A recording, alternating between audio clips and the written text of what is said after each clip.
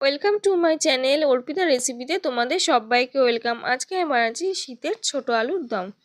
এর জন্য গ্যাসে প্রেসার কুকারে জল বসিয়ে দিয়েছি। এইদিকে ছোট আলুগুলো পরিষ্কার করে ধুয়ে নিয়ে আলুগুলো দিয়ে দিচ্ছি সিদ্ধ হওয়ার জন্য। আলু সিদ্ধর সময় এখানে দিয়ে দিচ্ছি অল্প পরিমাণে নুনটা দিয়ে ভালো করে জলের সাথে মিশিয়ে নিয়ে প্রেসার কুকারের ঢাকনাটা আটকে দেব। আটকে দিয়ে আলুটা সিদ্ধ হতে দেব।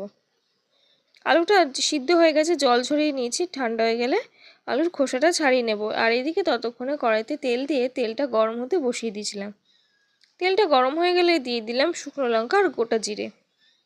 মশলাটা একটু ভাজা হয়ে গেলে দিয়ে দিচ্ছি সিদ্ধ করে রাখা আলুগুলো। এখানে আলুগুলো প্রথমে ভেজে নিচ্ছি। আলু ভাজার সময় এখানে অল্প পরিমাণে নুন আর হলুদ ব্যবহার করেছি। এই আলুর দমটা কিন্তু খুব সহজেই তৈরি হয়ে যায় বন্ধুরা, কোনো রকম মশলা তৈরির ঝামেলা ছাড়াই। কোনো রকম এখানে বাটা মশলা আজকে ব্যবহার করব না। খুব সহজেই তৈরি হয়ে যাবে। আর এইভাবে তোমরা কিন্তু একবার এই শীতের দিনে আলুর দমটা বানিয়ে দেখো, খুবই ভালো লাগে। এবারে দেখো আলু কিছুটা ভাজা হয়ে গেছে, দিয়ে দিচ্ছি এবারে গুঁড়ো মশলা, হলুদ গুঁড়ো, ঝাল লাল লঙ্কার গুঁড়ো, আর তার সঙ্গে দিয়ে দিচ্ছি জিরের গুঁড়ো। আর কালারের জন্য দিয়ে দিচ্ছি কাশ্মীরি লাল লঙ্কার গুঁড়ো।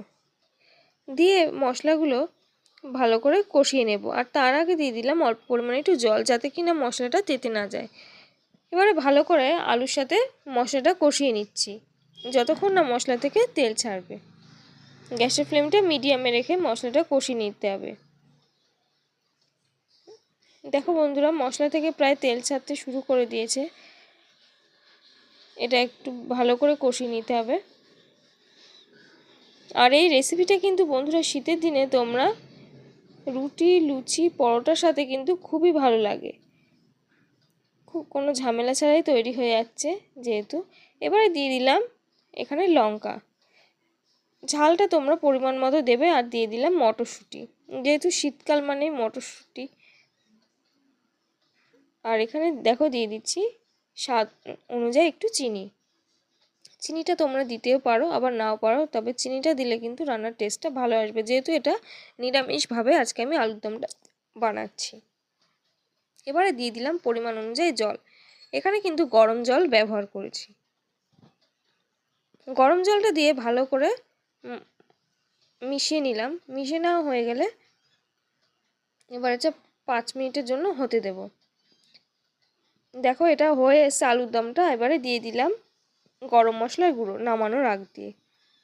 যেহেতু আলুটা আগে থাকতে সিদ্ধ ছিল সেই জন্য কিন্তু রান্না করতে বেশিক্ষণ সময় লাগবে না। আর এবারে নামানোর আগ দিয়ে দিয়ে দিচ্ছি ধনেপাতা কুচি। ব্যাস তৈরি হয়ে গেল আজকের এই চটজলদি আলুর দমের রেসিপিটি। তো কেমন লাগলো বন্ধুরা আজকে আমার এই ছোটো আলুর দমের রেসিপিটি? অবশ্যই কিন্তু লাইক, শেয়ার অ্যান্ড কমেন্ট করে আমাকে জানাতে ভুলো না। আমার রেসিপি ভালো লেগে থাকলে অবশ্যই আমার চ্যানেলটা লাইক, শেয়ার অ্যান্ড সাবস্ক্রাইব করে পাশে থাকার একান্ত অনুরোধ রইল।